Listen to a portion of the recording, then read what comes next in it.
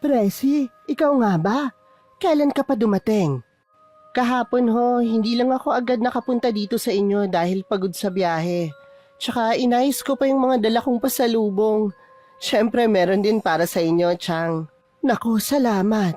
Talagang hindi mo ako nalilimutang bigyan kada uuwi ka dito sa probinsya natin, anak.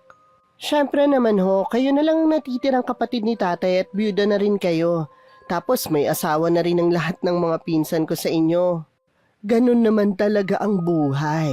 Darating talaga sa puntong lahat ng mga anak ay lilisanin ang tahanan ng kanilang mga magulang.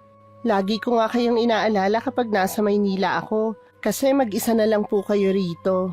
Nako, wag mo akong alalahanin. Kaya ko naman ang sarili ko. At saka lagi naman akong binibisita ni Urbano. Teka, kasama mo bang umuwi ang asawa mo? Nako, malabo hong sumama yun. Pero may kasabay ho akong umuwi, Chang. Ha? Sino? Isa ba sa mga kapatid mo? Hindi ho, pero kilala nyo. Ikaw talaga, gusto mo pa akong gawing manghuhula. Nay? Nestor, ikaw ba yan, anak ko? Opo, Nay. Hinanap ako ni Presi. Nahanap niya ako. Kaya nakauwi ako ngayon dito sa bahay natin. Diyos ko, kung panaginip lang ang lahat ng to, huwag muna sana akong magising. Nestor, ang anak kong matagal nang nawalay sa piling ko. Umiiyak man si Tia Pasing noong mga oras na yon, alam kong luha yon ng kaligayahan. Matagal kasing nawalay sa piling nila si Kuya Nestor. Halos 2 dekada. Walang makapagsabi noon kung nasaan ba ito. May mga haka-haka na nga na baka raw patay na ang pinsan ko. Pero ang pusong ina ni Tia Pasita ay nagsasabing buhay pa ang anak niya. Dahil gustong-gusto kong matulungan si Chang at parang sinadya ng tadhana na pulis ang napangasawa ko, hindi ako tumigil hanggat hindi ko nahanap si Kuya Nestor. At nang matagpuan ko nga siya, ay masayang masaya ako. Agad ko siyang niyaya na sumama sa akin pauwi sa probinsya namin. Magandang araw, Dakilang Crisanto. Ako nga pala si Presi. Hindi ko tunay na pangalan. Ang kwentong ibabahagi ko sa inyo ay tungkol kay Kuya Nestor, ang aking alibughang pinsan. Mabuti at nahanap mo siya, Presi. Nagpatulong ho ako sa asawa ko. Alam ko kasing matagal na kayong nasasabik na makita ulit si Kuya Nestor. Masayang masaya ako, Presi. Hindi ko alam kung paano kitang pasasalamatan, anak. Ang Chang naman, wala ho yun. Pamilya tayo. Kung buhay pa sana ang Chong mo, siguradong magiging masaya rin siya na makita ulit at mayakap ang aming anak. Sayang nga ho at di naabutan ni Kuya Nestor si Chong. Pero ang mahalaga, mababawi niyo na ho ang mga oras na ninakaw sa inyo ng panahon, Chang. Oo, anak. Babawi ako sa pinsan mo. Iaalay ko sa kanya ang mga natitirang sandali ng buhay ko. Pagsisilbihan ko siya at pakamamahalin. Napangiti ako nang makita ko kung gaano kasaya si Tia Pasita nung mga oras na yon. Sa wakas din ay hindi na ako gaanong mag-aalala sa kanya pagbalik ko ng Maynila. Si tatay naman ay hindi ko gaanong inaalala dahil bukod sa mas bata ito ng 5 taon kay Tia Pasita, lalaki ang aking ama. Kayang ipagtanggol ang sarili sa oras ng kagipitan. Presi, maraming salamat ulit ha. Kung hindi sa tulong mo, hindi ako makakauwi ulit dito sa probinsya natin at hindi ko makikita ulit si nanay, pati na rin ang mga kapatid ko. Wala yon, Kuya Nestor. Basta ipangako mong aalagaan mo't mamahalin si Tia Pasing, lalo at may edad na rin siya. Makakaasa kang yun ang gagawin ko. Salamat. Sige, mauna na ako. Marami pa kaming gagawin ni tatay eh. Punta kayo mamaya sa bahay doon na kayo maghapunan. Mukhang magkakatay kayo ni Tiyo Banu ng manok ha. Hindi lang manok, pati baka na rin. Kaya asahan namin kayo mamaya Ay, talagang pupunta kami ni nanay. Ang tagal ko na rin hindi natitikman ang luto ng tatay mo. Isama mo na rin ang iba kong pinsan at mga pamangkin, kuya. Susulitin ko ang isang linggong bakasyon ko na kasama kayo. Baka kasi matagalan bago ako makauwi ulit. Maraming putahe ang maluluto namin ni tatay. Doon na rin pala kayo matulog sa bahay. Tapos bukas, mag-swimming naman tayo. Sige ba? Naku, miss na miss ko na rin ang dagat. Pero sigurado ka bang kaya niyo na ni Chong? Baka naman may maitutulong ako. Mas kailangan nyo ni Chang mag-usap, Kuya Nestor. Ibang mga pinsan na muna natin ang pakikisuyuan kung tumulong sa amin ni tatay. Hindi na ako kinulit pa ni Kuya Nestor. Mas gusto ko talaga noong mga panahong yon na masulit nilang mag-ina ang oras para magkasama at magkwentuhan tungkol sa matagal na pagkawala ng pinsan ko, Dakilang Crisanto. Nagpasalamat ako sa mga pinsan ko at iba pa naming kamag-anak ni tatay na tumulong sa pagkatay ng baka, pati na rin sa pagluluto. Kinahapunan nga ay nagsidatingan sina Tia Pasita at buong pamilya nila. Halos lahat ng mga kamag-anak namin sa malapit lang nakatira ay pinapunta ko sa bahay. Natuloy din ang plano naming swimming kinabukasan at dun palang naubos ang mga inihanda naming pagkain. Masarap sa puso na makitang masaya silang lahat, lalo na sina tatay at Tia Pasita. Napakabilis talaga ng araw, anak. Parang kahapon ka lang dumating, kay ni Nestor. Bukas ay babiyahe ka na ulit pabalik ng Maynila. Kaya nga ho, nasulit ko naman ang bakasyon ko, tay. Di rin po talaga ako pwedeng magtagal dito dahil marami rin akong kailangang asikasuhin sa bahay. Oo nga pala, may tindahan ka at iba pang negosyo doon. At saka kailangan ka rin ng asawa mo. Huwag ho kayong mag-alala. Baka sa susunod na buwan, uuwi din dito si Bunso kasama ang mga apo nyo. Ay talaga? Naku, sana nga matuloy. Para naman maging masaya ulit dito sa bahay. Malaki nga kaso malungkot naman dahil mag-isa lang ako. Bakit kasi pinayagan nyo hiramin ni Ate Shirley si nanay? Kawawa din kasi yung ate mo. Maraming anak. Nag-aaral pa yung iba tapos bagong panganak ulit siya.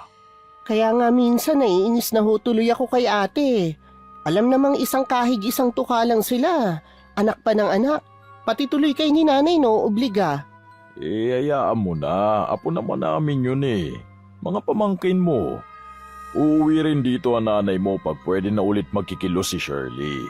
Ay, ano pa nga ho ba ang magagawa ko? Basta mag-ingat kayo palagi dito, tay. At huwag niyong kalimutang dalawin sina Chapasing. Oo anak, salamat ha. Kayo rin dun sa Maynila. Palagi kayong mag-ingat ni Samuel.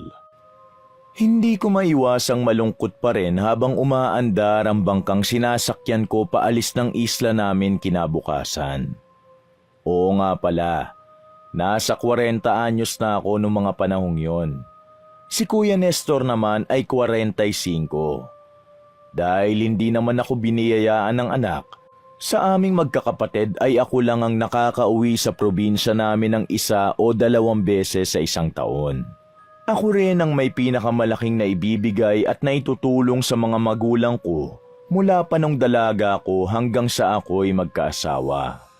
Pero mas nadadamayan pa ng mga magulang ko ang mga kapatid kong naputol agad ang pagtulong sa kanila dahil mas maagang nagsipag-asawa. Akala siguro ni nanay ay hindi ako nagkakaproblema. Pero ang totoo, sa kabila ng maginhawa naming buhay ni Samuel, maraming laban ang hinaharap ko ng mag-isa. Hindi ko na lamang sinasabi sa kanila para hindi na sila mag-alala pa. Katulad ng sinabi ko sa pamilya ko, hanggang matapos ang taong yon ay hindi na ulit ako nakapagbakasyon. Nestor, anak, lasing ka na naman. Ano bang problema mo? Sabihin mo kay nanay at baka makatulong ako. Kailangan ba may problema muna bago uminom ng alak? Ha? Sa gusto kong maglasing eh. May angal ka? Masama kasi sa katawan ng alak. Wala akong pakialam. At huwag mo akong sasermonan dahil hindi ka naman pare. Pasensya ka na. Nag-aalala lang naman ako sa'yo. Kesa dumada ka dyan ng dumada, ibili mo na lang ako ng isa pang bote ng alak. Pero anak, 9:00 na ng gabi. Baka sarado na ang tindahan. Isa pa, napakadilim sa daan. Wala nang baterya yung flashlight natin. Ibibili mo ba ako? Babasagin ko lahat ng mga gamit dito, ha? Wag! Bibili na ako, Nestor. Hintayin mo ako. Susunod ka rin naman pala, dami mo pang arte. Leche! Bilisan mo na at uhaw na uhaw pa ako sa alak. Panatag ang loob ko nang umalis ako sa probinsya namin noon. Ang buong akala ko kasi, magiging maayos na ang lahat sa pagitan ni na Kuya Nestor at Tia Pasita, na mas gumaan ang buhay ng tiyahin ko dahil may kasama na ito sa bahay. Katulong sa lahat, kaagapay.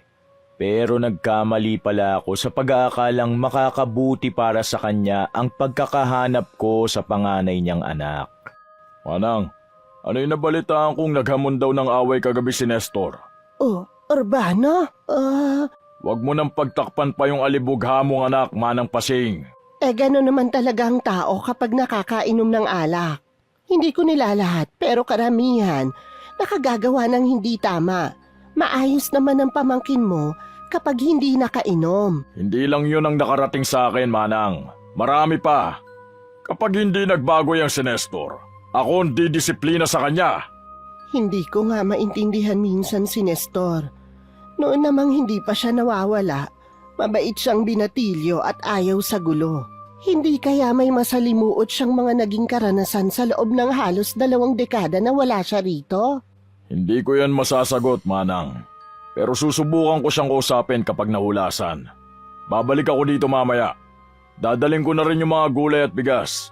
Mukhang naubos na sa alak ang huling perang ibinigay ko sa iyo na galing pa sa pagbebenta ko ng mga biik eh. Pasensya ka na.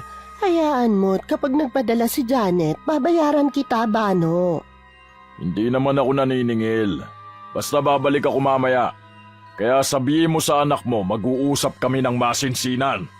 Bumalik nga si tatay sa bahay ni na Tia Pasing na may dalang bigas at mga gulay gaya ng pangako niya.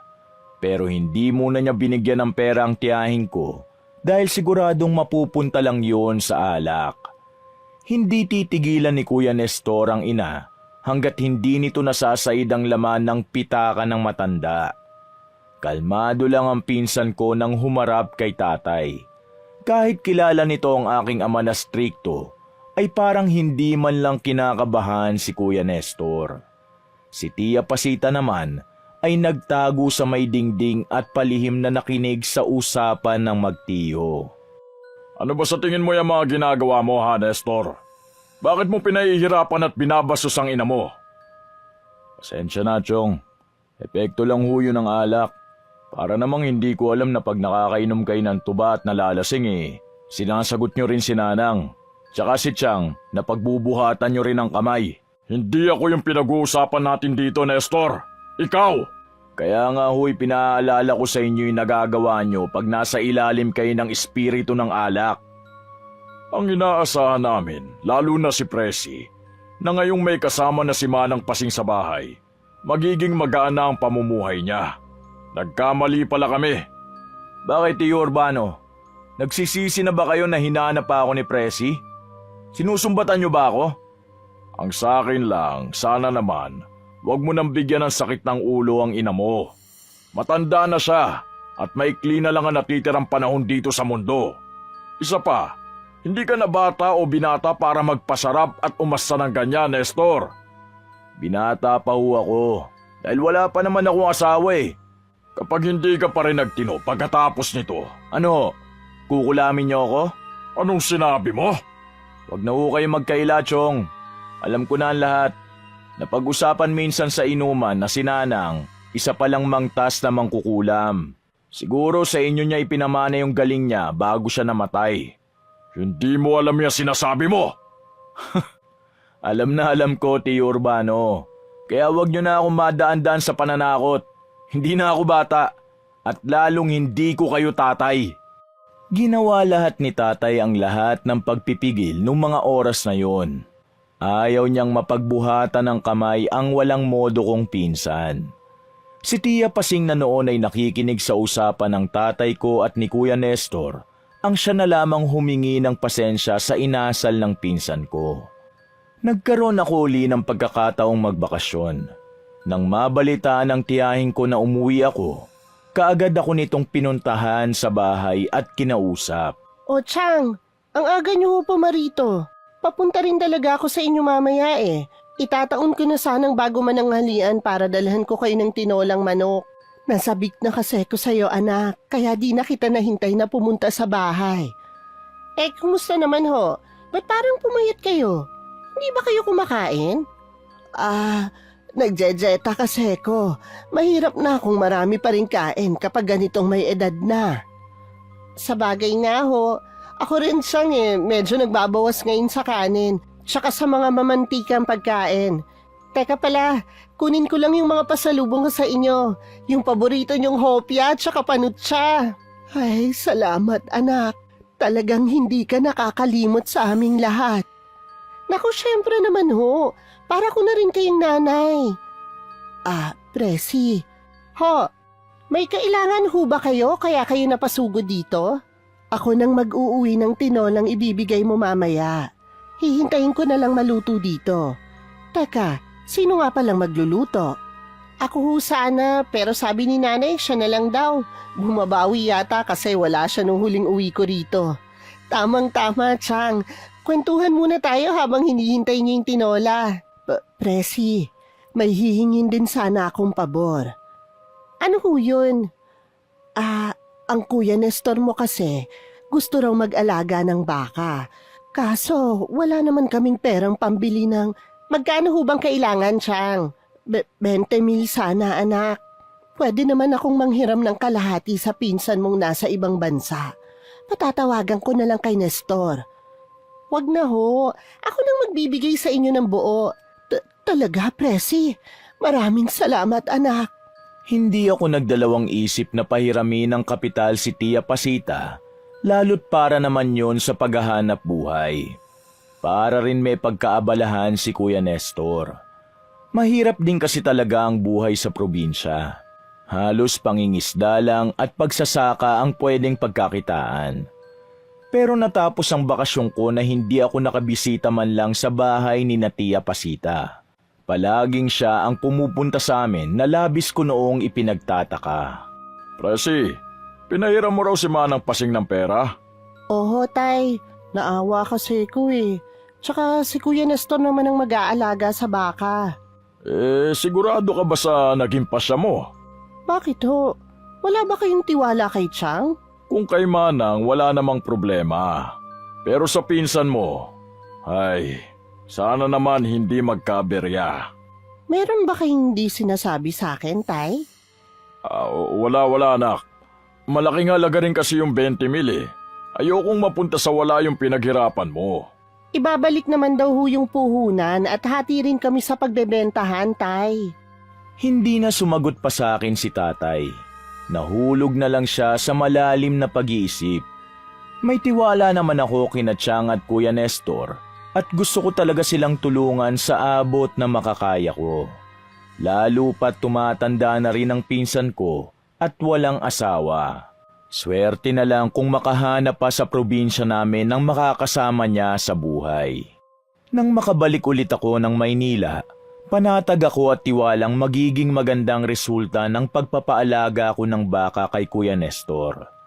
Pero nang sumapit ang araw ng bentahan, hindi nila yon sa akin ipinaalam. 1 linggo muna ang lumipas bago ko pa nalaman. Kumusta na ho pala yung baka, tay? Yung inaalagaan ni Kuya Nestor? Teka anak, hindi pa ba tumawag sa iyo yung pinsan mo? Hindi po eh. Bakit, tay? May problema ba? Naibenta na yung baka. Akala ko nga naipadala na sa iyo yung bayad sa puhunan at yung parte mo. Nako, wala ho, tay. Ngayon ko nga lang nalaman na nabenta na pala eh. Hindi man lang ako inabisuhan nila Tia Pasita. Hindi mo talaga maasahan si Manang at hindi naman yun marunong tumawag. Hayaan mo't kakausapin ko mamaya si Nestor. Pupuntahan ko sa bahay nila. Wag na ho muna. May biyahe naman ng barko bukas. Uuwi na lang ako dyan. Napauwi ako nang wala sa plano dahil sa nangyari. Nagpigil ako ng galit at pinutol na ang usapan namin ni tatay. Kapag kasi nalaman ng asawa ko ang tungkol doon, ay tiyak na magagalit sa akin. Sesermo na naman ako dahil masyado na raw akong mapagbigay sa pamilya at mga kamag-anak ko. Kaya minsan naaabuso ako. Umaga na nang nakarating ang barko sa isla namin. Hindi na ako nakapagpahinga kahit pagod sa biyahe. Pagdating sa bahay, niyaya ko agad si tatay na samahan ako kina Tia Pasita. Pero pagdating doon ay nagkakagulo sila. Nalaman naming nalason o kung tawagin sa amin ay nakilkig ang isang manugang ni Chang. Inihatid na muna ako ni tatay pabalik sa bahay at sinabihang magpahinga. Umalis siya ulit pagkatapos para bumalik kina Tia Pasita. Sigurado kung tutulong siya sa paggamot sa asawa ng pinsan ko. Mabuti naman ho at ayos na yung problema dito sa inyo, Chang. Makakapag-usap na ho tayo. Biglaan yata ang pag-uwi mo, anak. Wala ho talaga akong plano. Pero kailangan eh. Hindi nyo man lang kasi ko inabisuhan na nabenta na yung baka ni Kuya Nestor. Presi, Pasensya ka na, pinsan. Wala nang natira sa pinagbentahan eh. Ibinayad ko lang halos lahat sa utang. Ano? Hindi pwede yun, Kuya Nestor. Hindi ko naman pinupulot lang ang pera sa Maynila. Pinaghirapan naming mag-asawa yun. Eh anong magagawa ko? Bago pa nabenta yung baka, tambak na ang utang ko sa tindahan. Isa pa, alam mo naman nung Kwaresma halos walang damo dito sa atin. Hindi ko na problema yun, Kuya Nestor. Basta ang usapan ay usapan. Umasa ako na maibabalik sa akin yung pera sa oras ng bentahan, kahit yung puhunan man lang sana. Alam mo, Presi, kahit tubaran mo pa ako ngayon, wala akong may bibigay sa'yo, ni singkong duling. Tsaka wag mo nang pakaisipin yung pera. Ang mahalaga, nakatulong ka sa amin ni nanay. Isa pa, mayaman naman kayo eh. Barya lang sa'yo yung 35,000. Nestor! O bakit, Nay? Totoo naman yung sinabi ko ah. Ang kapal naman ng mukha mo. Kung alam ko lang na ganyan palang ugali mo. O ano, susumbatan mo rin ako gaya ni Tio Urbano? Bakit, Presi? Akala mo ba masaya akong naghihirap at nabubulok dito sa probinsya natin? Kung tutusin, ikaw ang may kasalanan nito eh. Bakit mo pa kasi ako hinahanap? Hindi ko naman gustong umuwi. Hindi ko kayo gusto makita. Lahat kayo! Hindi ko kayo kailangan! Nestor, anak ko. Ang sama mo! Wala kang respeto! Walang utang na loob! Umalis ka na, Presi. Dahil baka magdilim ang paningin ko kung ano pa magawa ko sa'yo. Hindi pa sana ako aalis kung di lang nagmakaawa sa akin si Tia Pasita. Akala siguro ng pinsan kong walang modo, matatakot ako sa kanya. Hindi lang talaga ako makapaniwala na ganun pala si Kuya Nestor. Kung alam ko lang, hindi na sana ako nagbitaw ng malaking halaga. Nauwi lang sa wala ang perang pinagpaguran ko. Sumama pa ang loob ko. Pati tuloy kay tatay, nainis ako noon. Bakit hindi nyo pa sinabi sa akin no na balasubas pala yung pamangkin nyo, Tay? Presi, Sana sinabi nyo na agad sa akin para di ko na lang siya tinulungan. Tapos sa iba ko rin nalaman na puro sakit ng ulo palang binibigay niya kay Chang. pasensya na anak. Sinubukan kitang kontrahin pero akala ko magbabago na si Nestor. Kinausap ko ng ilang beses yung pinsan mo, pero matigas talaga ang ulo, pati muka. Hindi ko alam kung paano ko ipapaliwanag sa asawa ko ang lahat, Tay. Hindi birong halaga yung 20,000. Hindi ko rin pwedeng kausapin na si Nestor, dahil baka mapatay ko lang siya o ako ang mapatay niya pag nagkataon. Hindi ko na lang pinayagan si tatay na kausapin ang pinsan ko. Wala na rin namang mangyayari. Isa pa, nabahala ako sa huling sinabi ni tatay. Ayokong mapahamak siya dahil lang sa nasayang kong pera. Kikitain pa naman namin yon. Pero pag buhay ang nawala, hindi na maibabalik pa. Dahil masama ang loob ko, sa unang pagkakataon ay umalis ako ng isla na di man lang nagpaalam kay Tia Pasita. Mabilis na lumipas ang mga araw. Hanggang sa isang beses, tumawag si tatay at ibinalita sa akin na may problema raw ulit ang mag-ina. Nilason o kinilkig si Kuya Nestor ng isa sa mga kainuman nito. Marahil ay may lihim na galit, lalo't napakayabang ng pinsan ko. At gaya ng dati, si tatay pa rin ang nakagamot dito. May alam kasi ang tatay ko sa paghihilot, pagtatawas, at marunong ding manggamot ng mga nalalason, sinasapian ng masamang espiritu, at iba pang mga kakayahan na taglay ng isang albularyo. Pero ginagamit lang yun ni tatay sa mga kamag-anak, kakilala, at malapit na kaibigan. Namana niya yon sa aming tatang. Kaya tumanda kaming magkakapatid na hindi man lang naranasang madala sa ospital dahil sa bahay pa lang ay napapagaling na kami ni tatay. Maraming salamat sa tulong mo, Urbano. 2 na sa pamilya ko ang napapagaling mo. Kahit na puro sakit ng ulo ang naibigay ni Nestor sa inyo ni Presi. Huwag mo nang isipin yon, Manang. Hindi ko pa rin naman kayo matiti sa oras ng kagipitan eh. Sa tingin ko rin, tinuturuan ng Diyos ng leksyon ng anak mo. Sana talaga matuto na siya at magbago. Yan din naman ang palaging hiling ko sa Panginoon, Bano. Lalo't nararamdaman kong hindi na rin naman magtatagal ang buhay ko. Ano ka ba? Huwag mo nga sabihin yan. Matagal pa tayong magsasama, Manang Pasita. Maraming apo ang nagpapalakas sa'yo, hindi ba? Handa na ako. Lahat naman tayo doon ang tungo. Ang tanging nais ko lang, makitang maayos si Nestor bago ko sana lisanin ang mundo. Ay, Manang Pasita. Kung may magagawa lang sana ako para matupad ang hiling mo. Mabuti ka pa nga at napakaswerte mo sa mga anak mo, lalo na kay Presi. Umalis siyang hindi nagpaalam sa akin. Masama ang loob sa akin ng pamangkin ko. Iniwasan lang sigurong magkasagutan pa sila ng anak mo. Pero kilala naman natin si Presi. Hindi yun nagtatanim ng galit sa matagal na panahon. Siguradong pagbalik niya ulit, dadalang ka ng mga paborito mong pasalubong. Sana nga ay magkita pa kaming muli, Urbano. Ay, halika na nga lang sa kusina at magkape tayo. Tamang-tama, may naglako kanina ng hopya, bumili ako. Paborito nating dalawa mula pa nung mga musmus tayo, di ba? Sa kabila ng mga nangyari, nanatiling maayos ang samahan ni na tatay at tiya Pasita. Palagi pa ring inaabutan ng pera ng tatay ko ang tiyahin ko, pati na rin ang iba pang pangangailangan nito. Pero para maiwasan ang gulo sa pagitan ng ama at pinsan ko, si Chang na lamang ang palaging pumupunta sa bahay. Madalas, doon na ito pinapakain ng mga magulang ko. Bagay na lalong ikinagalit ni Kuya Nestor. Wala ba kayong dalang pagkain para sa akin? Naku anak, wala eh. Nahihiya naman akong magbalot pa dahil pinakain ako ni na Urbano. Nahihiya kayong ihingi ako? Pero hindi kayo nahihiya sa sarili nyo na busog kayo tapos ako rito walang makain? Nagugutom? Anong klase kang ina?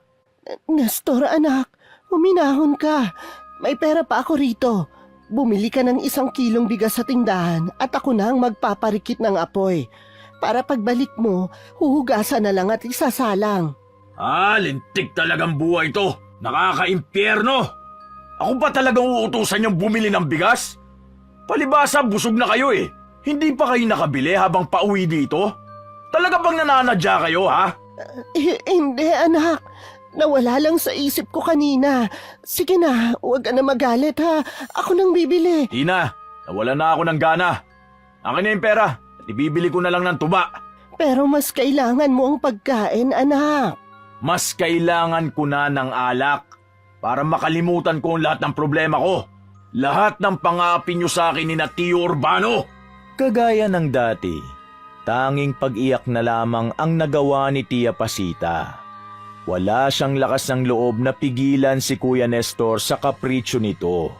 Bagamat nagsabi ang pinsan ko na iinom na lang at hindi nakakain, naghanda pa rin ang hapunan ng aking tiyahin.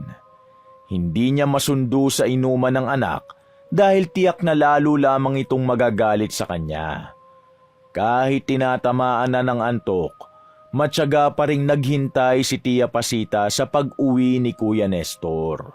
Nang pasado 2:00 na ng madaling araw, ay hindi na nalabanan ng tiyahin ko ang sobrang antok.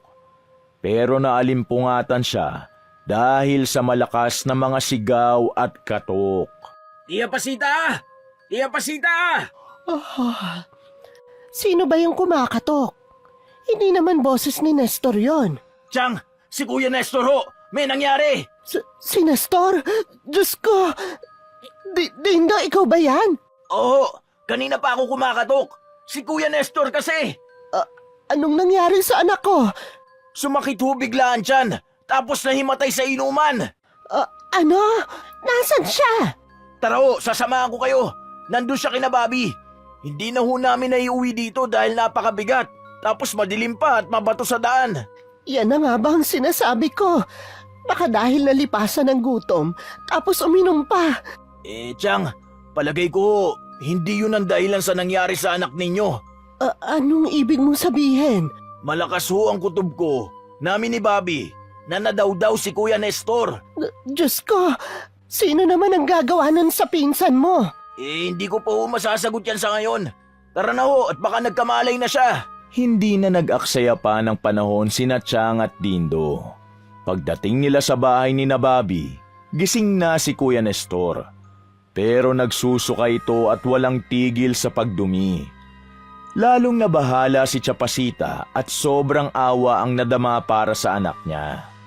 Naisip niyang mukhang tama nga ang sinabi ng pinsan naming si Dindo, na nadawdaw o nalason sa inuman si Kuya Nestor. Nestor, anak ko! Dalawa ho ang bisita namin taga-kabilang isla, Chang. Pero nakaalis na rin sila kanina pa. Hindi ko alam kung sino sa mga inang dumawdaw kay Kuya Nestor. Pero anong kasalanan sa kanila ng pinsan mo? Baka ho may atraso sa kanila si Kuya Nestor. O di kaya nayabangan sila. Kilala nyo naman yung anak nyo eh. Medyo iba ang kilos at lumalabas sa bibig kapag nakakainom. Si Urbano lang ang alam kong makatutulong sa amin. Pero nahihiya ako sa kanya dahil sa mga atraso ni Nestor sa kanila ni Presi. Mabait naman ho si Chong. Siguradong tutulungan niya kayo. Hindi ito ang unang beses na nadawdaw ang Kuya Nestor mo, Dindo. Hindi pa rin talaga siya nadala noon. Pasensya na ho. Hindi ko naman alam na wawalang yain ng mga bisita kung mangingisda ang pinsang ko eh. Wala kang kasalanan. Baka may atraso talaga sa kanilang anak ko na di natin alam. Marami ring kalugar natin na nagpupunta sa akin ng pasikreto. Nagsasabi ng mga maling ginawa ng anak ko, lalo pa sa mga inuman. Sa totoo lang, hindi ko na alam ang gagawin ko sa pinsan mo. Dahil nahihiya na talaga si Tia Pasita kay tatay, sinamahan siya ng pinsan kong si Dindo na ipaalam sa aking ama ang nangyari kay Kuya Nestor. Inalalayan nila itong makauwi sa bahay ni na Tia Pasita para doon ito magamot ni tatay. Napanis lamang ang inihandang pagkain ng tiyahin ko.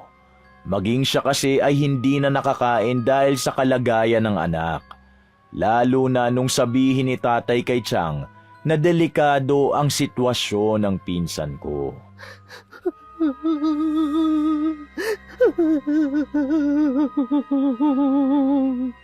Manang, tama na yan. Hayaan mo't gagawa ako ng paraan.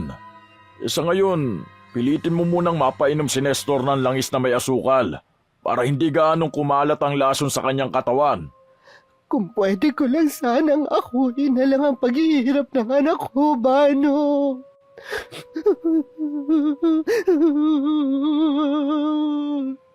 Ay, huwag ka na nga magsalita ng ganyan. Malulutas din natin ang problema.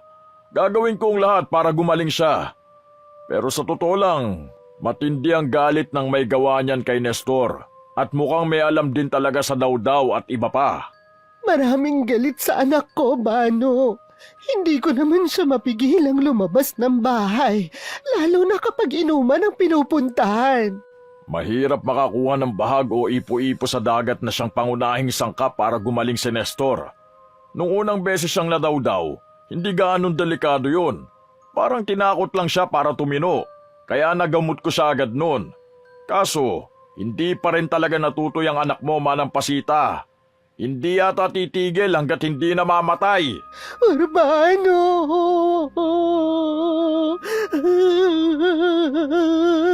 Huwag ka naman magsalita ng ganyan. Ay, ikaw na muna ang bahala sa anak mo. Kailangan ko ng kumilos. Matindi ang laso na ginamit kay Nestor. Kung hindi maagapan, pwede niya yang ikamatay. Diyos ko, huwag naman sana. Nagtitiwala ako sa kakayahan mo, Urbano. Para sa mga hindi pa nakakaalam, ang dawdaw o panlalason ay maituturing na isang sakit at maituturing ding obsesyon. Kung tawagin ito sa lugar namin ay kilkig. Ang isang taong may ganitong kaalaman ay ginagamit para makaganti sa kanilang kaaway o nakakaalitan. Kung minsan naman, kahit pa walang kasalanan, nandadawdaw pa rin sila dahil sumasama ang pakiramdam nila kapag hindi sila nakapambibiktima. Meron silang nilalagay na lason sa pagkain kagaya ng karne o ulam na madalas ay meron sa mga handaan. Minsan daw, ayon pa kay tatay, sa tubig o alak nila inilalagay ang lason. Pwede rin daw gawin yon sa pamamagitan ng hangin.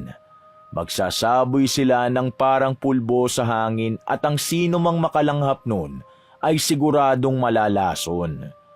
Makakaranas ng mga sintomas gaya ng pagkahilo, pagsakit ng tiyan, pagsusuka, walang tigil na pagdumi at pagkawala ng malay tao. Habang nagbabantay o nag-aabang si tatay sa paglitaw ng ipo-ipo sa dagat, hindi naman magkandatuto si Tia Pasita sa pag-alalay kay Kuya Nestor. May mga lumabas na kasi nakakaibang likido noon sa ilong at tenga ng pinsan ko. Masangsang ang amoy nun, pati na rin ang dumi at suka ni Kuya Nestor. Nestor, anak, konting tiis na lang at babalik din dito ang tiyong mo kapag nakakuha na siya ng tubig sa gitna ng ipo-ipo. Ano ba kasing kasalanan mo sa mga bisita noon ni Dindo at ginawan ka ng ganyan, ha?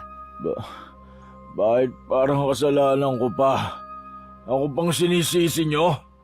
Mga demonyo yung gumawa nito sa akin. Pero sabi ni Dindo, mababait naman daw yung mga kaibigan niyang mangingisda. Ang sabihin nyo, talagang gusto nyo na akong mamatay. Dahil hindi naman talaga kayo masaya na nakauwi ako. Hindi totoong mahal nyo ako. Anak, kung pwede nga lang sana nasaluhin ko ang laso na nasa loob ng katawan mo, gagawin ko. Maswerte pa rin ako't may kapatid akong gaya ni Urbano na may alam sa... Kulam? Itim na kapangyarihan? At ipinagmamalaki nyo pa talaga si Chong? Malay ba natin kung siya palang may gawa nito sa akin at kunwari lang nagagamutin niya ako? Naririnig mo ba ang sarili mo, Nestor? Bakit pati ang kapatid ko na walang ibang ginawa kundi tulungan tayo, pinaghihinalaan mo? Ikaw lang ang tinutulungan niya, Nay. Alam naman natin pareho na may galit sa akin si Chong, lalo na't nasulsulan pa ni Presi. At di ba sabi niya rin na siyang didisiplina sa akin pag di pa ako tumino? Kaya may dahilan ako para isiping siya talaga at hindi kung sinong Poncio Pilato ang lumason sa akin. Tumigil ka! Hindi yun magagawa ng tsuhin mo, Nestor! Hindi halos makapaniwala si tatay sa mga narinig mula kay Kuya Nestor.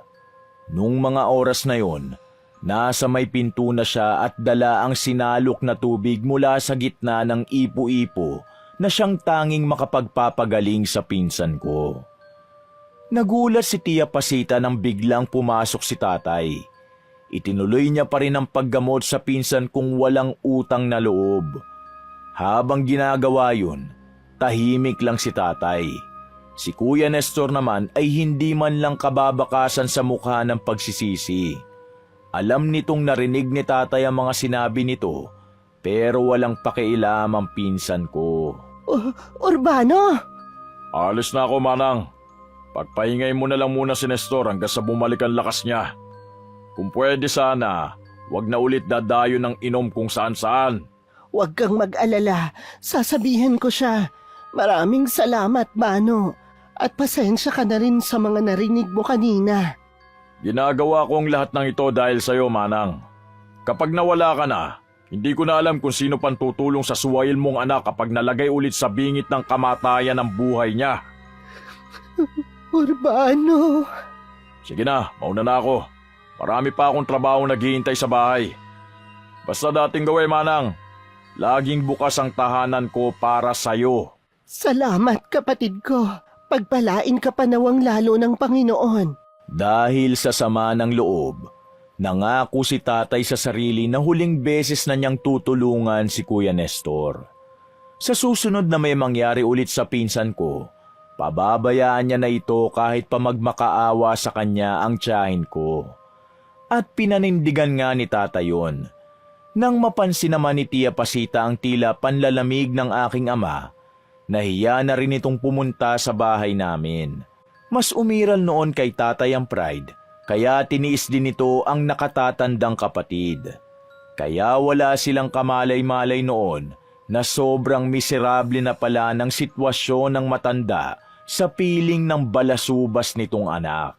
Nestor, meron pa bang natirang pera dun sa nakuha ko sa barangay, anak? Pahingi sana ako kahit 50 pesos. Bibili lang ako ng tinapay at kape. Wala na! Di ba't pinaghatian na naming dalawa ni Ate Minerva? Mas malaki nga napunta sa kanya dahil may pamilya raw siya. Samantalang ako, solo lang sa buhay. Pero gutom na ako, anak. Ilang araw nang halos puro tubig lang ang pantawid gutom ko. Hindi ko na problema yon. Kung nahihirapan na kayo, bakit di pa kayo magpakamatay? Kesa magpahirap ka pa sa amin magkakapatid. Lalong-lalo na sa akin. Nestor, Pwede ba tigilan nyo na nga ako sa mga drama nyo? O nga pala, bakit di ka magpunta sa magaling mo kapatid ha? Si Urbano. Ano nay? Sawa na ba siya sa katutulong sa'yo? Sabi ko na sa una lang sila magagaling. Mga pakitang tao. Walang nagawa si Tia Pasita kundi umiyak gaya ng dati. Dahil nahihiya kay tatay lumapit at humingi ng tulong, pikit matang nag-ikot ito sa mga kapitbahay para makikape. Araw-araw ganon ang naging routine ng tiyahin ko. Si Kuya Nestor naman ay may sariling diskarte. Nung una, halos lahat ng kapitbahay ay hindi nagdadalawang isip na tulungan si Tia Pasita. Bukod sa kape, pinakakain din nila ang matanda.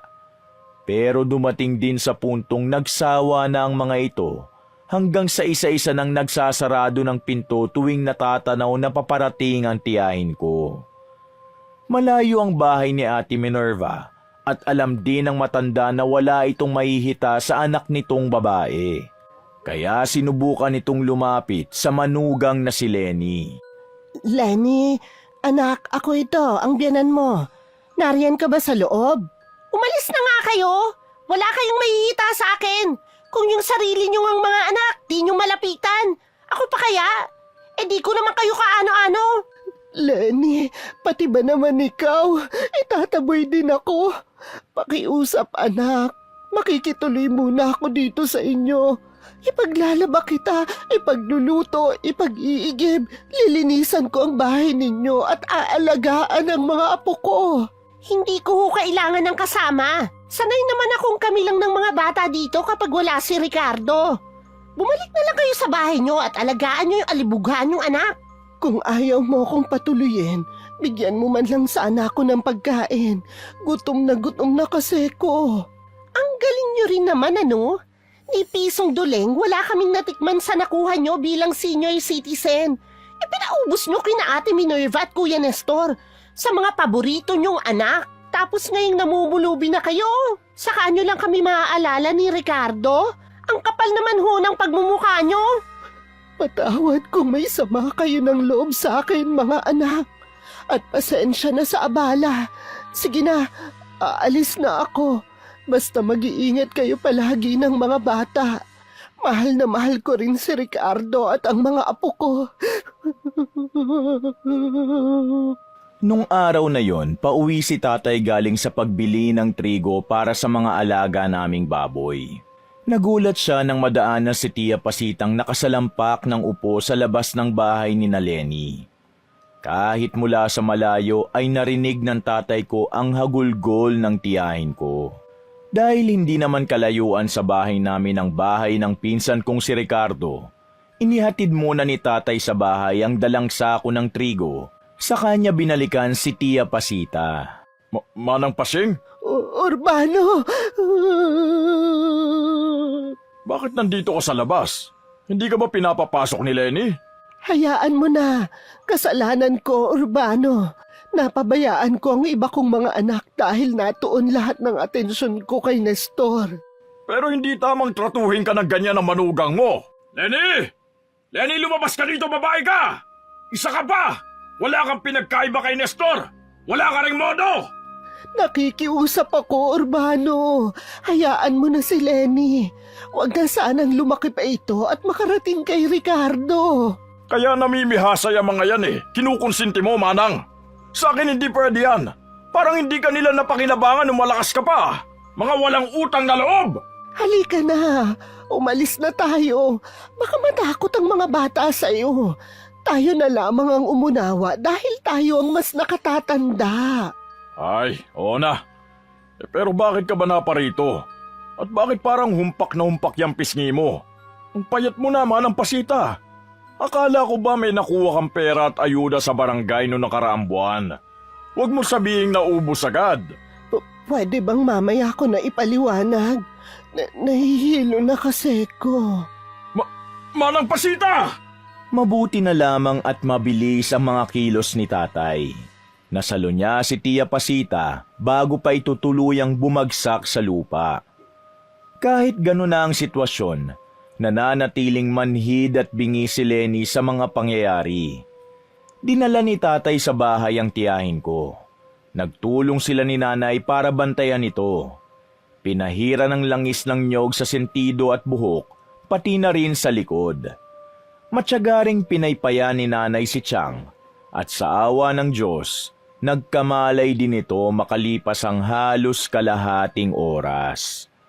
Pero nagulat ang mga magulang ko sa nakitang reaksyon ni Tia Pasita. Bakas ang takot at pagkalito sa kulubot na mukha nito habang palipat-lipat ang tingin kay tatay, nanay at sa loob ng bahay. Sino kayo? At nasan ako? Manang, ako ito, ang kapatid mong si Urbano. Kapatid? Urbano? Hindi kita kilala. Hindi ganyan ang mukha ng kapatid ko. Ano bang nangyayari sa'yo? Nag-uulyanin ka na ba? Pero kanina naman maayos ka pa. Kausap pa kita dun kina Lenny. Sinong Lenny? Teka, bahay namin to, pero sino ba kayo? Tama ka, bahay natin ito. Sa akin ipinamana ni Natatang at Nanang. Nauna ka kasing nag-asawa at nagpatayo kayo ng sarili niyong bahay. Teka, sigurado akong gutom ka na Sandali, ikukuha lang kita ng pagkain sa kusina, ha? Sino ba talaga kayo? At yung babaeng kasama mo, anong ginagawa niyo rito sa bahay namin? Baka magselos sa'yo ang nobyo ko't magalit sa akin. Kamag-anak ka ba namin? Kamukha mo si Tatang Hindi ko alam kung anong nangyayari sa'yo, Manang Pasita. Basta pakiusap, kumain ka na muna. Mamaya, ipapaliwanag ko sa'yo ang lahat.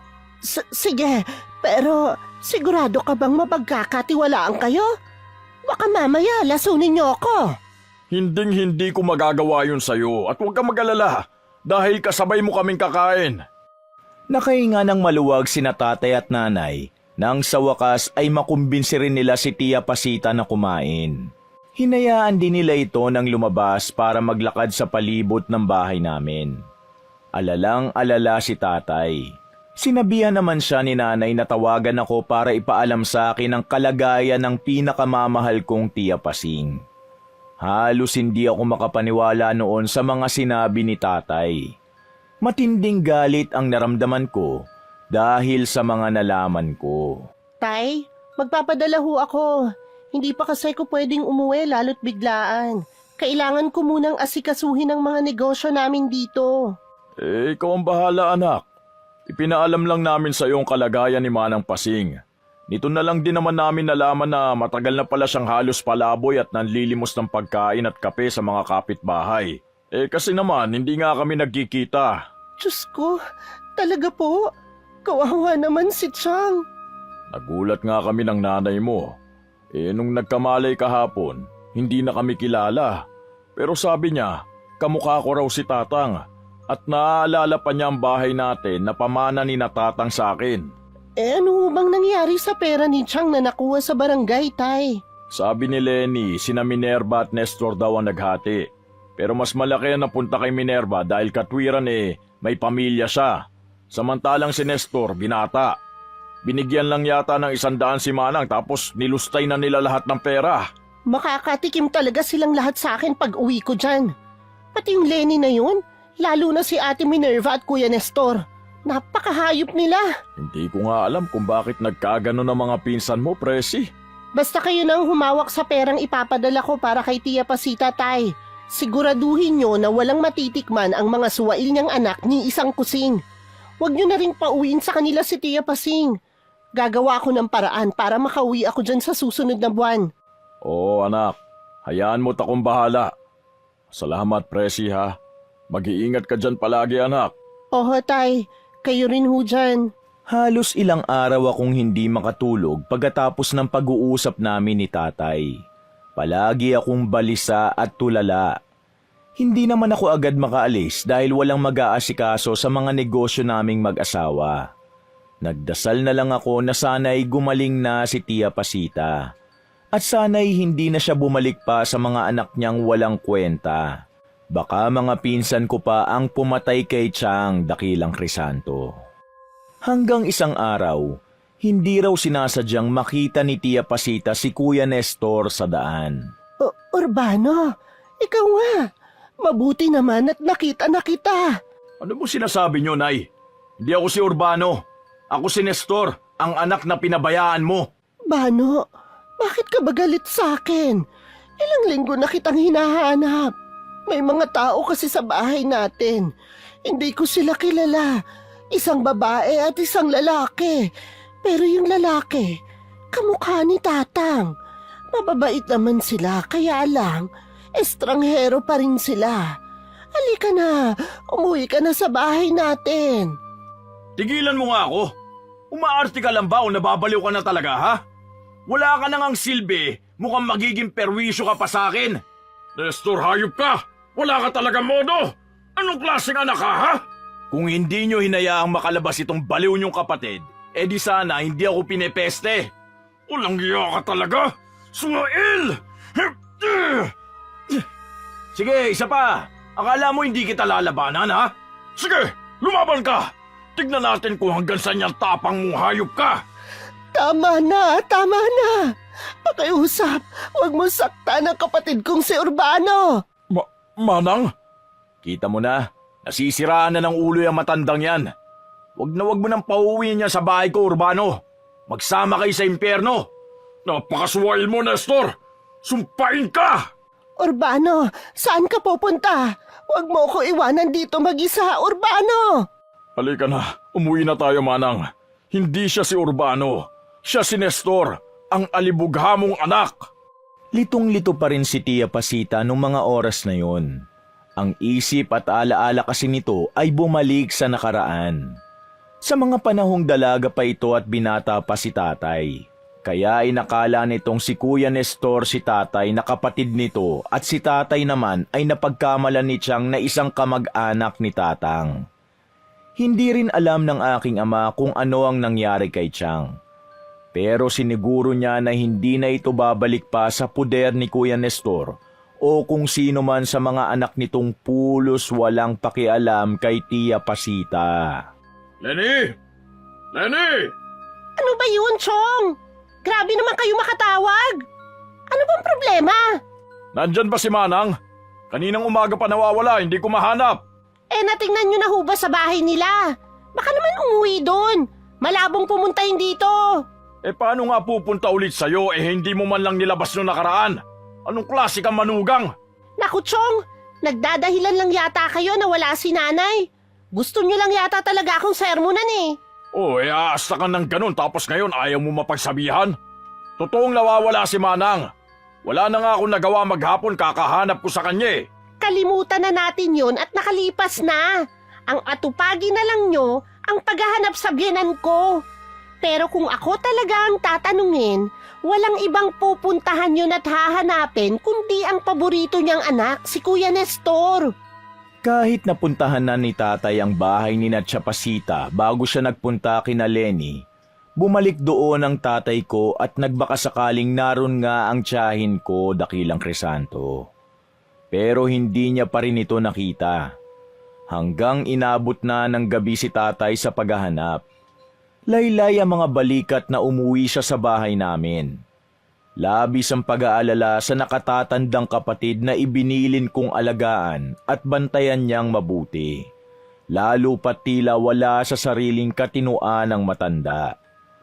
Nang sumunod na araw ay hinanap ulit ni tatay si Chang at hindi siya makapaniwala sa kanyang natuklasan. Tama na, Urbano. Ayoko na niyan. Bakit mo ako pinapakain yan? Anong nangyari sa iyo, kapatid ko? Hindi ka naman dating ganyan. Bagay lang sa'yo yan. Gusto mong kumain, di ba? Eto, ubusin mo na tong tae ng pusa. Kasalanan mo yan eh. Umuwi-uwi ka pa dito sa bahay eh hindi naman kita kailangan.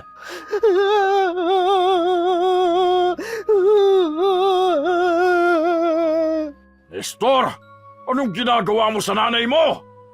Huwag ka makialam dito, Urbano ah. Pinabayaan mo si nanay kaya kargo ko na ulit siya. Hayop ka! Bakit mo binababoy ng ganyan ang ina mo? Sinabi nang huwag kang makialam. Sige, pag lumapit ka, itatara ko sa dibdib ng kapatid mo tong hawak kong kutsilyo. Ano, Urbano? Hayop ka, Nestor. Napakademonyo mo. Aalis ako. Pero sa oras na may mangyaring masama kay Manang, sinasabi ko sa'yo, pagsisisihan mo talagang umuwi ka pa rito. Matagal ko nang pinagsisisihan. Umalis ka na, Urbano! Layas! Tama na! Huwag na kayong mag-away! Uubusin ko na ito! Tama na! Manang Pasita! Labag man sa loob ni tatay, wala siyang ibang mapagpilian nung mga oras na yon kundi iwanan si Chang kay Kuya Nestor. Mas hindi niya mapapatawad ang sarili kung may mangyaring masama kay Chapasita dahil sa kanya.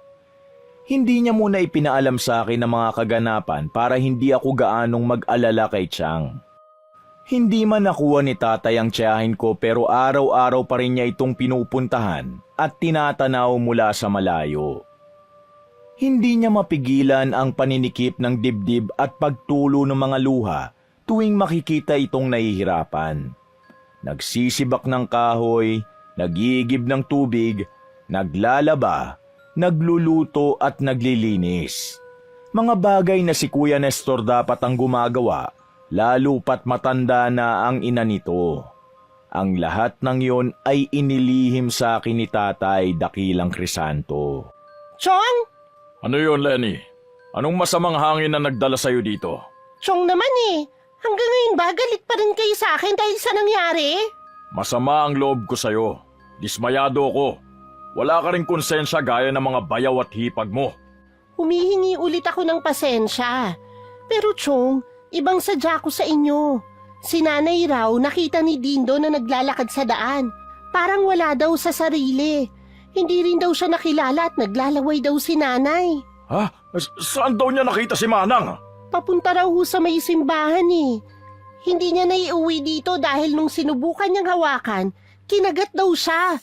Mukhang bukod daw sa nababaliw, nababangaw na rin yata si Nanay Chong. Hindi na nag-aksaya ng oras si tatay. Agad siyang umalis para magpunta sa simbahan. Malayo yun sa bahay namin pero lakad-takbo ang ginawa ng tatay ko. Habang nasa daan ay nagtanong-tanong din siya sa mga kakilala kung nakita ba ng mga ito si Chang. Nang makumpirma na sa simbahan nga ang punta ni Chapasita, ay mas binilisan pa ni tatay ang mga kilos niya. Ilang hakbang pa mula sa simbahan, natanaw na niya ang hinahanap. Nakaluhod si Tia Pasita sa may pintuan ng simbahan at sa tingin niya ay nagdadasal. Dahan-dahan at maingat ang mga kilos ni tatay nang lapitan niya si Chang. Diyos ko, hindi ko alam kung bakit nagawa yun lahat sa akin ng anak kong si Nestor. Ang huli at pinakamasakit ay nung tadyakan niya ako at iuntog sa pader na semento ng bahay namin. Ganun pa man, hinihiling ko po na sana'y mailigtas pa rin ang kaluluwa niya mula sa mga kasalanan. Manang Pasita! Manang ko! Urbano! Ha? Nakikilala mo na ulit ako? Ay, salamat sa Diyos. Mabuti at nahanap mo pa rin ako. Talagang hinanap kita. Hindi na ako nagpunta sa bahay natin, Bano. Dito ko gustong mawala ng hininga. Dito sa tahanan niya. Nang nag-iisang may likha. Manang! Nararamdaman kong hindi na ako magtatagal.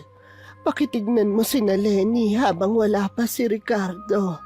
At si Presi, ihingi mo ko ng tawad sa kanya, Urbano. Ni minsan na hindi nagalit sa iyo ang pamangkin mo. Palagi ka nga niyang inaalala, Manang. At galing sa kanya halos lahat ng perang ibinigay ko sa iyo noon. Sabihin mo sa kanyang maraming salamat sa lahat, Urbano. Pinagbigyan ni tatay si Tia Pasita sa huli nitong kahilingan. Sinamahan niya ito sa simbahan at sinamahang magdasal. Sinubukan din ni tatay na kumbinsihin ang tiyahin kong magpunta sa malapit na klinika pero hindi talaga ito pumayag. Ayon pa kay tatay, base sa mga salita ng tiyahin ko, ay sigurado itong hindi na ito aabutin pa ng kinabukasan. Bano, ang ulo ko. Napakasakit. Hilong-hilo na ako. Malamang epekto ng ginawa sa iyo ni Nestor. Napakahayop talaga ng anak mo. Nagawa kang iuntog sa pader. Huwag ka nang mag-alala at magalit pa. Mamamatay akong payapa at masaya, Urbano. Sadyang iisa lamang ang hantungan nating lahat. Kamatayan. Alam ko, Manang. Magkikita tayong muli. Oo, Urbano. Hanggang sa muli. Manang Pasita.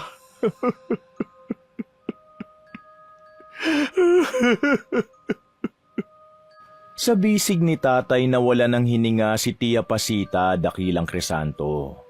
Pagkatapos tumangis, humingi siya ng tulong para maiuwi sa bahay ang bangkay ng aking tiyahin. Iyak ng iyak si nanay, pati na rin si Lenny at ang mga anak nila ni Ricardo. Si Kuya Nestor naman noong mga oras na yon ay masayang nakikipag-inuman sa mga kumpare nito. Gamit pa rin ang perang nakuha ni Chang bilang senior citizen. Tinipid ng pinsan ko ang pera dahil inilaan ito para sa alak, sigarilyo at iba pang mga bisyo. Hello, Tay? Bakit bigla kayong napatawag? Kumusta ho dyan? Si Chang? Presi, anak. Kailangan mong umuwi. Bakit ho? Anong problema, Tay? Si Manang.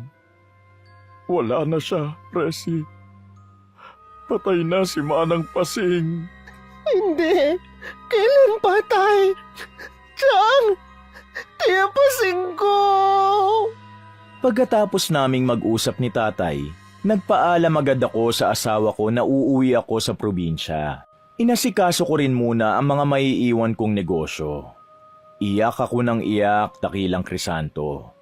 Masama ang loob ko, lalo't hindi ako nakapagpaalam kay Chang nung huling alis ko ng probinsya. Dahil masama ang loob ko kay Kuya Nestor sa pag-ubos sa benta sa baka. Pero magsisi man ako'y huli na ang lahat. Ang tanging magagawa ko na lamang ay umuwi para makasama ko sina tatay sa paghatid kay Tia Pasita sa kanyang huling hantungan. Pagbaba ko pa lang sa daungan, sinalubong na ako ng matinding kalungkutan. Napaluha ako nang maisip na hindi ko na ulit masisilayan ang mga ngiti ni Chang tuwing pupunta ako sa bahay nila, dala mga pasalubong ko sa kanya. Wala nang bibisita sa bahay sa umaga o hapon para sabayan akong magkape at magmerienda. Wala na ang mabait kong tiyahin na para ko ng pangalawang ina, dakilang Crisanto. Presi, Tay, ano ba talagang nangyari? mahabang kwento, anak. Mabuti pa, magpahinga ka na muna. Salita naman kami sa pagbantay kay Manang Pasing tuwing gabi. Mahirap maiwan ang bangkay pag walang bantay. Baka mapalitan ng puno ng saging. Totoo ba talaga yun? Oo, anak. Bukas baka ilibing na rin si Manang. Ikaw na lang naman ang hinihintay namin. Hindi rin pwedeng patagalin dahil walang embalsamo dito sa atin. Sige ho, nahihilo nga rin ako dahil sa biyahe. Tsaka ilang araw na rin ho akong walang maayos na tulog. Oo nga anak. Di bale, huwag kang mag-alala. Kami na ng nanay mo ang bahala dito. Dala na rin ng pagod at ilang araw na walang tulog. Paghiga ko sa katreng kawayan sa kwarto ko ay nakatulog ako agad. Napanaginipan ko si Chang. Umiiyak siya, parang humihingi ng tulong. Hindi ko alam kung anong ibig sabihin ng panaginip kong yon, Dakilang Crisanto. Sabi ni tatay, baka sa sobrang pag-iisip ko lang daw, dahil maayos naman si Chang bago namatay. Baka raw dahil iniisip ko yung tampo ng tiyahin ko, dahil hindi na kami nakapag-usap noon bago ako bumalik ng Maynila. Dahil bayanihan naman sa probinsya, nagtulungan sina tatay para makapagluto kami ng ipapakain sa mga nakiramay, dumalaw at nakipaglibing kay Tia Pasita. Hindi pa uso noon ang mga sasakyan sa probinsya namin at mahalang arkila ng motorsiklo. Kaya para kaming nag-alay lakad sa paghahatid kay Tia Pasita sa huling hantungan nito. Iyak kami ng iyak ni nanay at iba pang kamag-anak na totoong may malasakit kay Chang. Pero si tatay, kalmado lang. Napakalayo ng sementeryo kaya naman pagkatapos ng libing, nagpasalamat kami sa lahat ng naglaan ng kanilang oras at panahon sa amin. Pagod man, ay nakahinga kami ng maluwag pagdating sa bahay dahil nairaos namin ang libing ni Tia Pasing. Kinagabihan, may hindi inaasahang bisitang dumating sa bahay namin. At talaga umuwi pala magaling kong pinsan. Nakakala mo kung sinong Santa Santita. Umalis ka na, Nestor. Utang na loob. Ayaw namin ng gulo. Kahit ngayon lang, igalang mo naman ang nanay mo. At ano, pinalalabas nyo sa mga tao na ako masama? Nakasalanan ko ang lahat? Na masama akong anak? Hindi na namin kailangan gawin yon.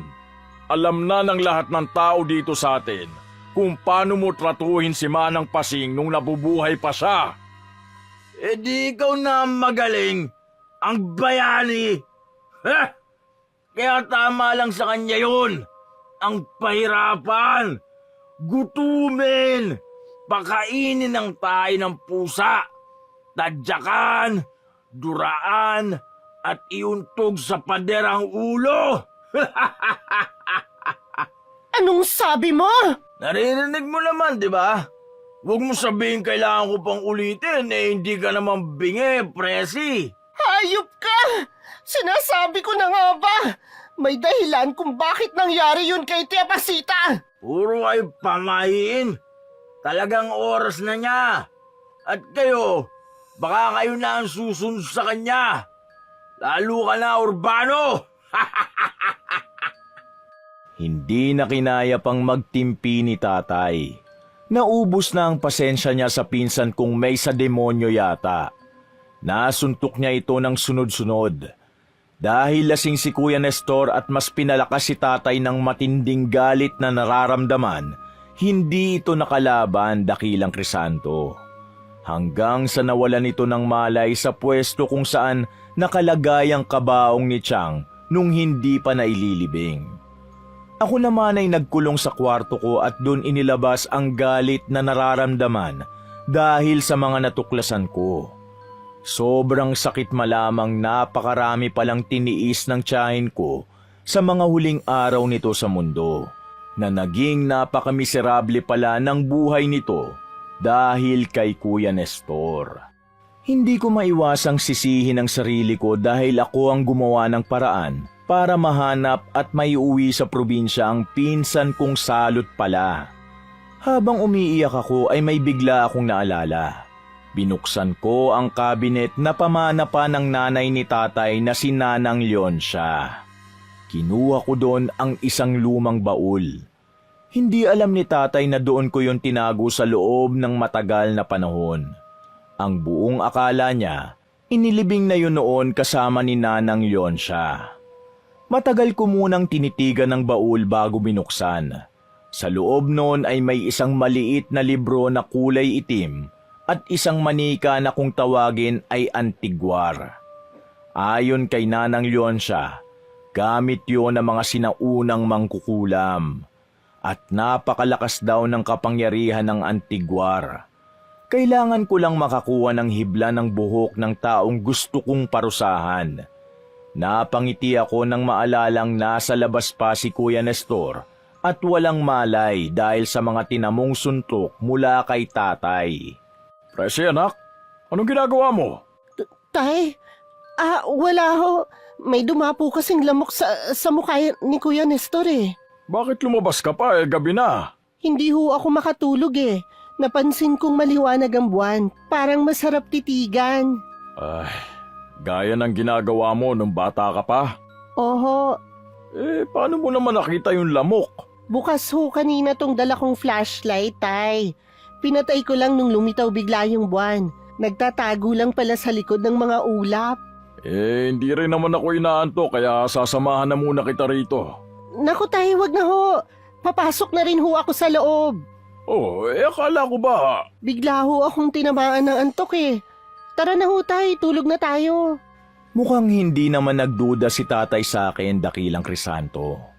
Mabuti na lamang at nakakuha agad ako ng hibla ng buhok ni Kuya Nestor. Kinasusuklaman ko siya at isinusumpa noong mga oras na yon. Para sa akin, walang kapatawaran ang mga ginawa niya kay Chang at dapat lang na maparusahan siya. Dapat maranasan niya rin ang mga naranasan at paghihirap ni Chapasita. O mas matindi pa kung pwede sana, gusto kong magdusa muna siya ng matindi bago kukunin ang buhay niya. Wala na akong pakialam kung parehong sa impyerno mapunta ang aming mga kaluluwa. Basta ang mahalaga lang sa akin noong mga oras na yon ay maiganti ko si Chapasita, ang mabigyan ng hustisya ang pagkamatay niya. Pagbalik ko sa kwarto, binuklat ko ang itim na libro na nasa loob ng baul kasama ang Antigwar. May mga nakaguhit doon na nakasisindak, parang mga simbolo ng demonyo. May mga marka din at salitang hindi ko mabasa dahil nakasulat sa ibang lengguwahe. Isiningit ko sa loob ng isang pahina ang hibla ng buhok ng pinsan kong alibugha. Hindi ko pa magagawa ang ritual dahil pagod ako at puyat. Hindi rin pwedeng mahuli ako ni tatay dahil siguradong kokontrahin niya ang binabala ko. At kailangan ko rin munang pag-aralan ang mga nakasulat sa libro. Humanda ka, Kuya Nestor. Pinalampas kong naging problema natin noon sa baka. Pero hindi kita mapapatawad sa mga ginawa mo kay Tia Pasita. Matapos maibalik ang baul sa kabinet ay natulog na ako. Pero hindi ko akalaing dadalawin ako sa panaginip ni Nanang Leoncia at Chapasita. Umiiyak sila. Nagmamakaawa na wag ko nang ituloy ang planong paghiganti kay Kuya Nestor. Pero buo na ang pasya ko. Nung mga oras na yon, nababalot ng matinding galit ang puso ko at matinding pagkamuhi sa pinsan ko. Hindi ako aalis ng probinsya na hindi tapos ang misyon kong parusahan si Kuya Nestor sa mga kahayupang ginawa niya. Nang mga sumunod na araw, habang abala ang pamilya ko sa kanya-kanyang toka sa bahay, at habang nakatuon sa pagsasaka at pangingisda ang atensyon ni tatay, inuubos ko naman ang oras ko sa pag-aaral at pagkabisa sa mga nakasulat sa itim na aklat ni Nanang Leoncia. At doon ko napatunayang walang imposible sa taong desperada, Dakilang Crisanto. Isang araw ng linggo, nagdahilan akong masama ang pakiramdam. Sinamantala ko ang pagkakataong yun na maiwan akong mag-isa sa bahay. Isinagawa ko ang ritual habang nasa simbahan sina tatay. Noong mga panahong yun, wala akong takot na nararamdaman.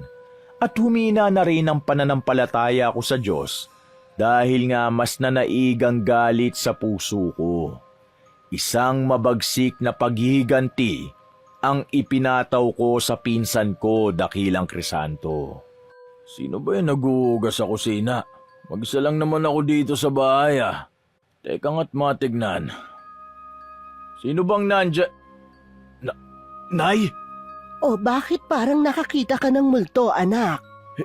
Hindi! Patay na kayo! Hindi ito totoo! Anong patay? Buhay na buhay ako, anak. Hindi ako mamamatay. Hinding-hindi ka iiwan ni nanay. Gusto mo ba ipagtimpla kita ng kape? O ipagluto ng paborito mong almusal? Wag! Huwag kang lalapit sa akin! Demonyo ka! Hindi ikaw ang nanay ko dahil patay na siya! Kung ganon, sinong pumatay sa kanya? Ikaw ba? Hindi! Wala akong kasalanan! Hindi ko siya pinatay! Pinahirapan mo siya. Binugbog. Wala kang ibinigay sa kanya kundi problema. Kaya nagkasakit siya at namatay. Suwail kang anak, Nestor. Alibugha. Dapat sa'yo mamatay din. Hindi! Wag! Ah! Ah!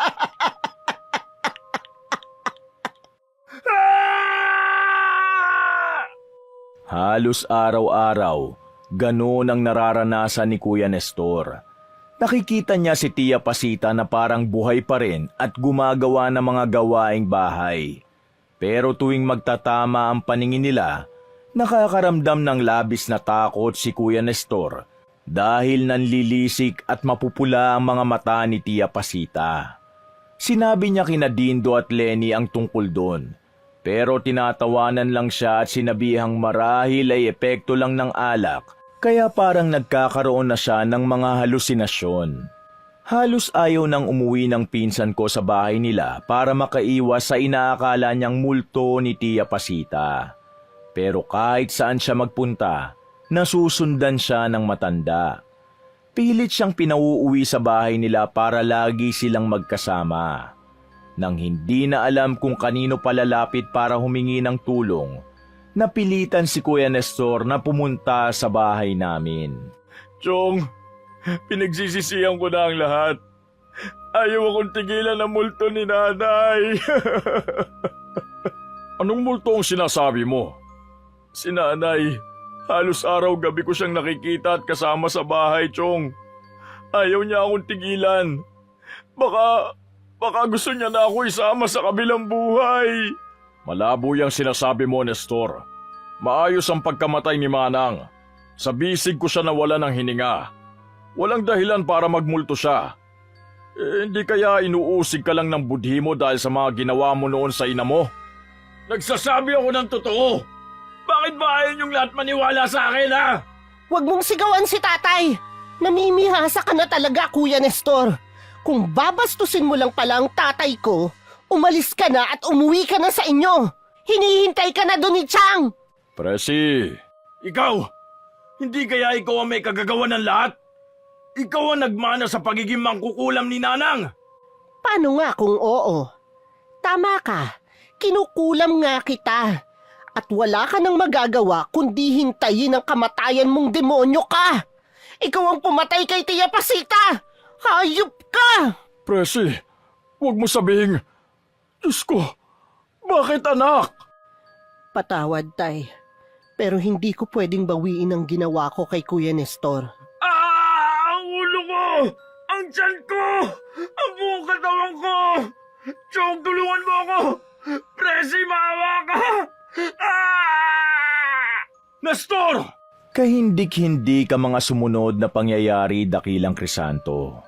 At walang nagawa si tatay para tulungan ang aking pinsan. Ako naman noon ay umiiyak at tumatawa habang pinapanood ko si Kuya Nestor na pinag-aagawan ng iba't ibang insekto mula sa loob ng kanyang katawan. Mukhang nagkamali ako ng ritual, pero nasiyahan pa rin ako sa naging resulta. Masaya akong makita sa aking harapan ang alibugha kong pinsan na nagdurusa at nahihirapan. At kung tutusin, kulang pa ngayon sa mga nagawa niyang kahayupan, lalong-lalo na kay Tia Pasita. Napakarami ng lumabas na insekto sa katawan niya at kinain siya ng buhay. Pero may mga natira pa na insekto sa loob at sa sobrang dami, sumabog ang ulo at tiyan ng pinsan ko.